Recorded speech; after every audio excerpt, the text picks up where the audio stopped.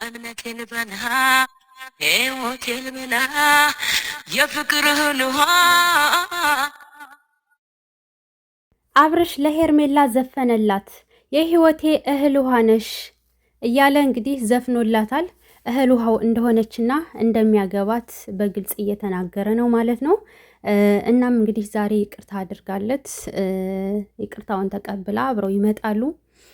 በነገራችን ላይ ተጋቡና እንደው የምርህን ከሆነ አብርሽ ማለት ነው ተጋቡና እንገላገል። በቃ ባጭሩ ከሩታ ጋር ከምትመሰጥ ከምትሻፍድባት በቃ ሄርሜላን ወደድኩኝ ካልክ አግባት። እኛም እንረፍ፣ እኛም እንገላገል። እንደገና ደግሞ ሩታን በቃ እንደዚህ እርፍ ብላ ትተኛ ማለት ነው። በቃ ከማይሆን ጭቅጭቅ እናንተ አንድ ላይ አንኖርም፣ ሁሌ መጣላት ነው፣ ሁሌ መጨቃጨቅ ነው ብላችሁ ካሰባችሁ ተጋቡና ከሄርሜላ ጋር እኛም እርፍ እንላለን።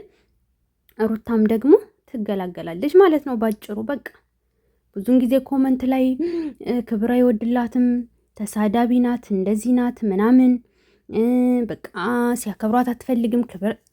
በቃ አሁን ምርጫህንም መርጠሃል፣ ተጋቡ ማለት ነው። ሩታ ወይንም ሌላ ሴት ከሌላ ሴት ጋር ሆነህ ልታከብረህም ልትወደህም አትችልም። እንዴት ነው? የሰው ልጅ እኮ በስነ ምግባሩ በድርጊቱ በንግግሩ ነው የሚከበረው። ወንድምህም ተናግሯል።